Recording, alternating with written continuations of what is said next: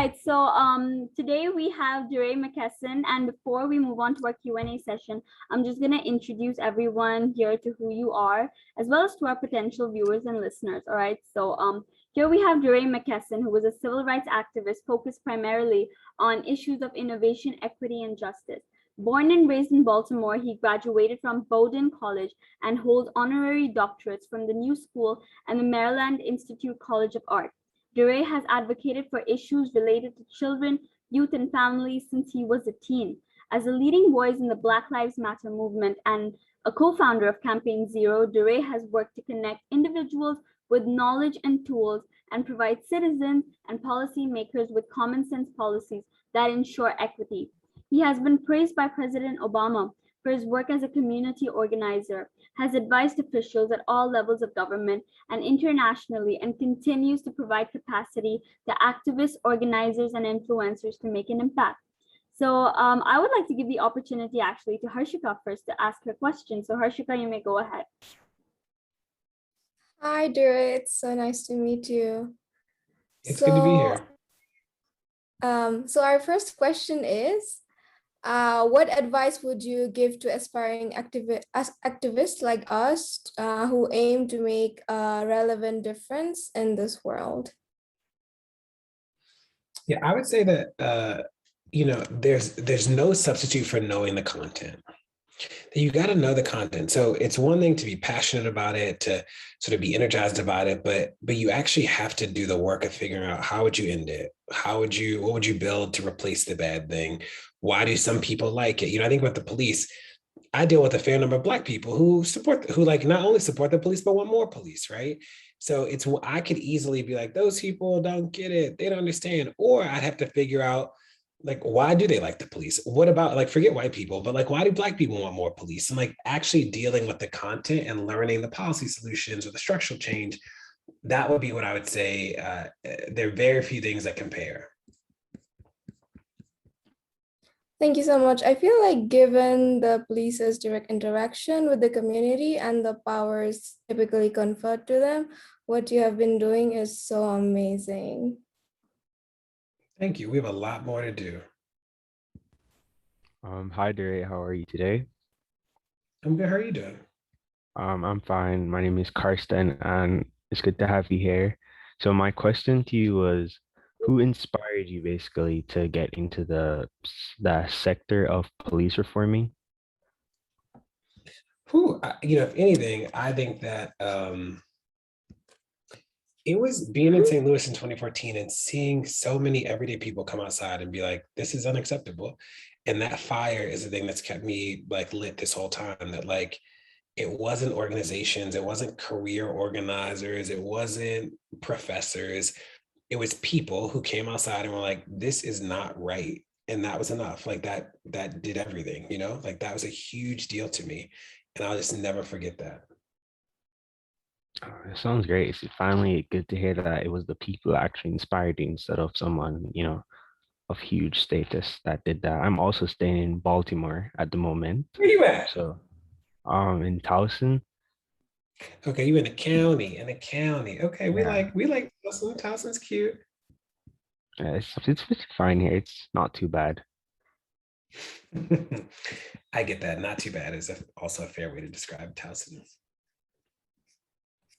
Okay, so my question to you is, so you're the co-founder of Campaign Zero. So what is your role exactly like in Campaign Zero?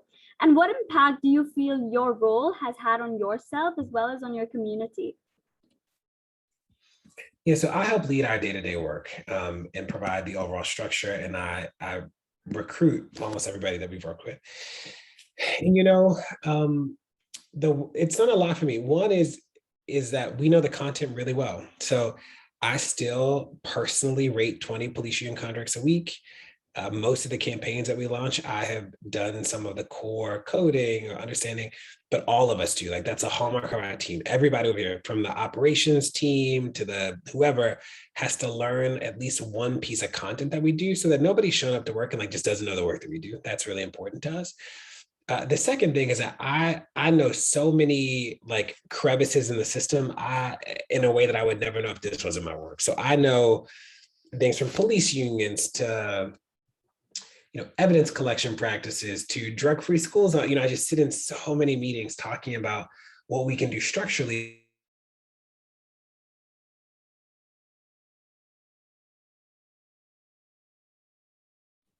I think you're just frozen, or I don't know if it's just for me. I'm hearing you fine. Okay. Same here. So like today's a great example of like, I'm just in meetings. I'm literally in meetings through sort of 6:30. I'm just in meetings.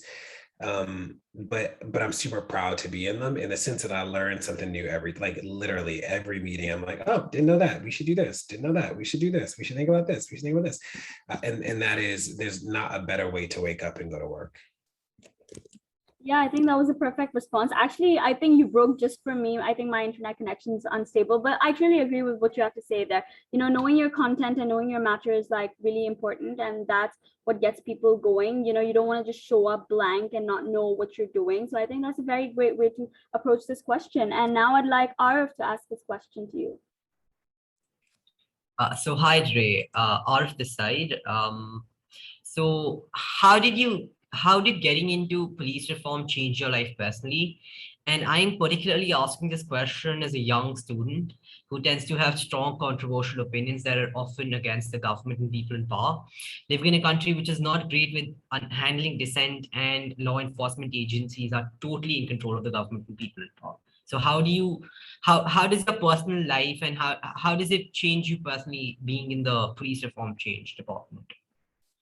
It's interesting. There are a lot of people who sort of like talk about police reform, but once the protests stop, they stop caring. So when the protests are big, everybody's like, oh my God, it's crazy. And then the protests end and people are like, I'm no longer interested in this work. And you're like, what? This was the only thing you cared about. And then the cameras left and all of a sudden you don't even, like, this isn't even work you organize around, right?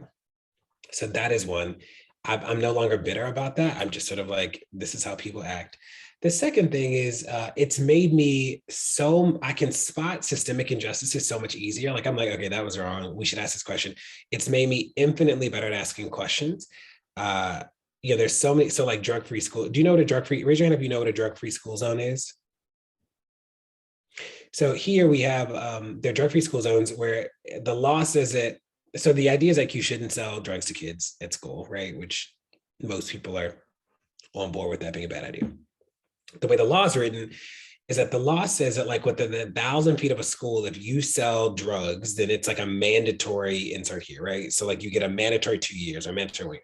So like we're obviously against mandatory minimums, but it's hard to undo drug-free school zones because it's kids in schools, right? So you don't want to be the person that looks like you're pro drugs for kids. That's just like a bad political stance, right?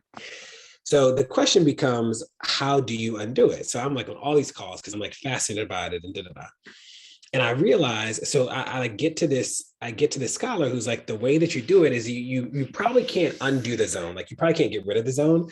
Oops. What you can do though, I just moved and I'm in an apartment. I have no furniture. So I'm literally sitting on a rug in my apartment. But what you do is that you shrink the zone. So instead of being 1,000 feet, you make it 5 feet, right? Brilliant. Like such a smart policy. Like if you can't, so when I went into this, I was like, drug-free school zones are bad. I didn't know how to undo it.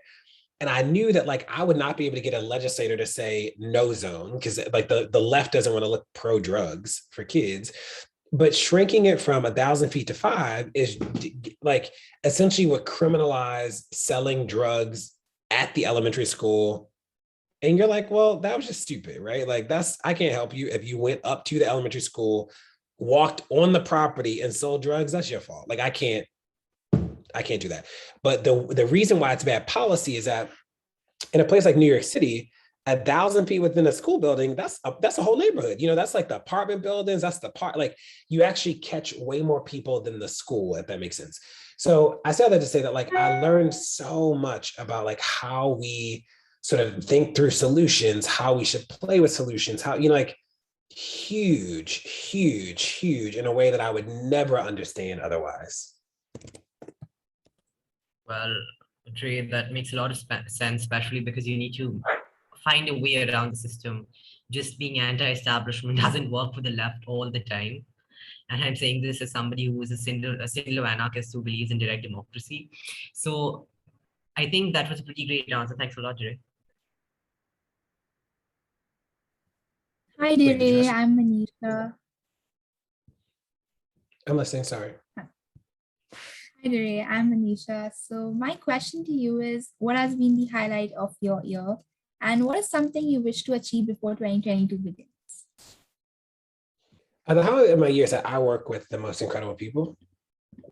And every day, like no joke, I'm literally in meetings. I'm in 30-minute meetings for the rest of the day, like till 6:30. And it is a lot. And I have a ton of work to do that's not meetings. And the reason I can do it is that I work with the best people I've ever worked with. So like we sit in meetings and we literally, everybody comes and you're like, okay, this is crazy, but how do we do it? You're like, oh my God, this is how you do it. You're like, ah, and like, that is just the best. That's like literally the best I could ever imagine. Like to walk into a meeting, like the meeting I was in right before this was about sheriffs, and we're trying to figure out, we're trying to poll and figure out what people believe about sheriffs, and like it just is fascinating. And every call I leave and I learn more, and I get to talk to people like you who are not national figures in organizing, and you are people who care about this work. And it was people like you who was out in the middle of the street in 2014. It was not none of the biggest organizations. They didn't come out with us. They weren't there till it was cool. It was people like you who were like, this is wrong and I'm willing to fight, which is why I'll always do calls like this, because you were who like, that's me. I feel closer to you than I feel to a lot of people. So that's like what, that's like the coolest part of what I get to do. The thing that I am hopeful for next is, we are, knock on wood, very good at putting together campaigns. Like we can sort of take a crazy issue, distill it to its key parts, roll it up, and and we cannot do it as fast as your life deserves. That's like the capacity constraint, right? Like if I can control everything, we would have 50 campaigns operating at once, and like we just can't. Like I can't find the smart people. The data viz company can't move as quick. Like it's just like there are just constraints because we are human with 24 hours in a day, and that is what I'm trying to plan around right now. Oh, that's lovely. Thank you for that beautiful response.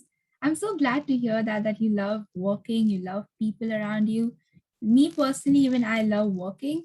So that's really impressive. And on behalf of United for Change, we wish you all the very best and all the success for the upcoming year. Great to meet y'all. Keep me posted if there's anything I can do. Yeah, It was so good to meet you DeRay, as well. DeRay, I had one final question, just something I'd like your opinion on, because it's something that has been talked a lot recently, especially in conservative circles, be it PragerU or be it Fox News. So we've been talking a lot about critical race theory for the past 1-2 months, with there being people who've been coming out against the critical race theory, and you are somebody who openly agrees that they are on the left in a political ecosystem like the US, where people don't really appreciate if you are on the progressive caucus or on the left side of the spectrum. So do you think that critical race theory is a real issue, or is it just another narrative that has been created by the conservative forces?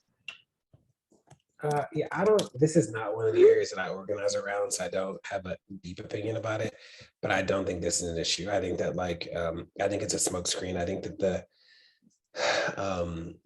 the right is really, really good at making chaos and then making it so chaotic that like everything suddenly becomes like the focus of it, right? So like critical race theory comes out of thin air as like a target. Critical race theory is colleges aren't even teaching critical race theory, let alone high school and elementary schools. But they do such a good job of like creating a crisis, and then they take so much energy from the left. So all these people who would otherwise be doing other stuff are now focused on fighting against the ban on critical race theory, because we know we got to fight the ban because the ban's stupid. But the ban is also not like they made a problem out of nowhere, but the right is smart about it in the sense that what they do is that they siphon off some of our brightest people and all the money to go fight this thing that's not really a thing. Do you know what I mean? And I think that, so the question for me is like, how do we get in front of that, or how do we neutralize that moving forward? I don't know, in the presence of a Fox News, right, that just validates it for so many people. But that's the right playbook over and over. It was Swiftboat. It was, like they're just so good at like making these things that are not things into national issues And then all of a sudden, we're all over here twiddling our thumbs, having 12,000 meetings about critical race theory when nobody's teaching it anyway. Cool. Well, see you later. Great to meet you, and keep me posted. Thank you so much, DeRay, for coming on this call with us today. And thank you for taking the time. It was really great having you. Thank you for enlightening us on so much of these topics. And hopefully we could catch up real soon. So thank you so much. Cool. Talk to you later. Bye-bye.